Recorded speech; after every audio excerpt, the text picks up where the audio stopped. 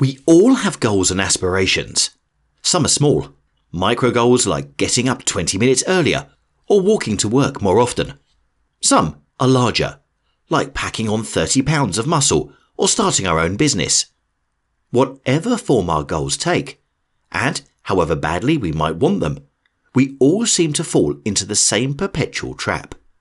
We give up before we make it to where we plan to be. Even when we know that this goal or that goal will improve our lives exponentially, making us a happier and more successful individual, we fall from the wagon early and revert back to square one. Alas, we never progress, but progression is essential. As Tony Robbins put it, setting goals is the first step in turning the invisible into the visible. None of us wants to settle for an average life, discoloured by our inability to commit to make our deepest wishes a reality. It follows, therefore, that we should strive to reach those precious goals of ours. Most of us just don't know how. I'm reading a fantastic book at the moment called Burn the Fat, Feed the Muscle by bodybuilder Tom Venuto. In it, he discloses key pieces of information about losing fat, gaining muscle and achieving our fitness goals. In the book, Venuto splits the essentials of bodybuilding into 4 key pillars: nutrition, strength training, cardio, and most importantly, mental training. The chapter on mental training is all about goal setting and working to achieve those goals rather than giving up early like most of us do. Venuto places great emphasis on the importance of goal setting. As he writes, goals, when properly planted in your subconscious mind, provide direction and stimulate action. Goals create energy and motivation. Goals get you out of bed early in the morning and into the gym. In essence, goals are essential when it comes to improving our happiness, success rates, and overall progress in life. They're what get us out of bed in the morning. The key to remaining motivated to actually achieve those goals, Venuto says, is to attach them to our emotions. What does this mean? Well, setting a goal to eat more protein or swear a little less is one thing. But why are we doing it? What's the point? What emotions are driving our desire to achieve that goal? If we want to lose weight, what is it within us that's sparking that wish? Perhaps we want to get fitter to provide our spouse with a more attractive partner. Or maybe we want to start taking our health seriously to avoid any serious health conditions. Whatever it is, having a clear emotional reasoning mind is essential to keeping ourselves motivated, and in turn, to our long-term success. But there's more to it than that. We are, invariably, whatever we focus on.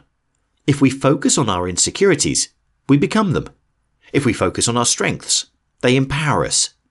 That being said, the success of our goal-setting efforts depends not only on attaching emotions to our wishes, but also on the things we focus on. In a practical sense, this involves having a clear endpoint in mind. Saying we want to lose weight is one thing, but our weight fluctuates on a daily basis. How can we succeed at losing weight if we haven't defined what losing weight actually means? Perhaps we want to lose 35 pounds before July. Maybe we want to start earning £2,000 a month by the end of 2019. Whatever our goal is, we need to get specific about what we want. Otherwise, we won't know when we've made it there, and we won't know what to focus on along the way. More, though, having that goal in mind allows us to recalibrate our efforts as we move along the path we're on. With the end in sight, we can adjust our actions along the way, if we find we aren't going to make it on time. Subconsciously, our efforts will be channeled towards what we focus on, whether that's success, failure, or dropping a dress size. Focusing on a specific endpoint will motivate us to keep moving forward. As Dennis Waitley puts it, since we become what we think of most of the time, whatever we are thinking of now, we are unconsciously moving towards the achievement of that thought. Divorce, bankruptcy, and illness are all goals spawned out of negative attitudes and thought patterns. In his book, Venuto goes on to break his goal-setting philosophies into 3 key pillars. Those are: 1. Set specific goals. We've already covered this one briefly, but setting specific goals is crucial to their success. Imagine a cabin crew on a ship. As the ship veers slightly off course, the captain shouts down to the rest of the team, ordering them to go west. Indeed, the crew may veer in the right general direction, but they're probably not going to make it to where they need to be. In the same way, when we tell ourselves to lose weight or earn more money, we don't really know where we're heading, and so we don't ever reach our destination. Setting specific, detailed goals is crucial to our success. Use timeframes, dates, and numbers. Be specific. 2. Set big goals. Often, we sell ourselves short by assuming that we haven't got it in us to make it as far as the other people we see. We don't think we'll ever be able to become a millionaire, or reach single digits in body fat percentage, or become a successful dancer like our role models have done. We're told to be realistic by our peers. But ask yourself this: when was anything great ever achieved by people being realistic? As Michael Phelps puts it, I think goals should never be easy. They should force you to work, even if they are uncomfortable at the time. Aim big. Even if you don't reach your wildest dreams, you'll achieve a lot in the pursuit of them. 3. Set long-term and short-term goals. In any situation, it's important to have both short-term and long-term goals in mind. Indeed, you might wish to earn X amount of money by the end of the year, but that's a long time from now. What do you plan to do in the meantime? Short-term goals are the things you plan to achieve in the near future, perhaps in 3 months' time. Ask yourself where you'd like to be by then, and what you'd need to have achieved to feel as though you're on track. Remember too, that setting goals too far in the future can hinder your progress in the short term. According to the Parkinson's law, work expands to fill the time available for its completion. A task will take as long as you allow it to take.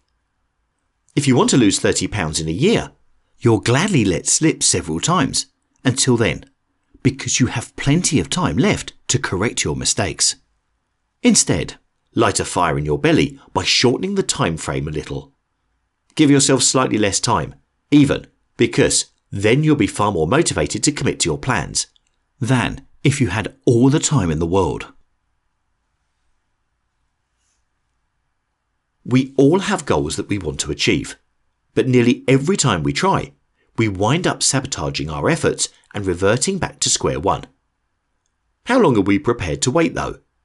Time moves fast, and unless we commit fully to actualizing our deepest wishes and desires today, we might look back in the future to realize we wasted several decades putting short-term pleasure before our long-term aspirations. By using these principles, attaching emotional weight to our goals and ensuring that they are specific, measurable, and as grand and noble as we please, we'll vastly improve our chances of succeeding. Before we know it, with a little commitment, we might find that we've achieved far more than we set out to in the beginning. In shooting for a moon we once deemed impossible to reach, we'll amass more stars than we ever dreamed possible. Wouldn't that be wonderful?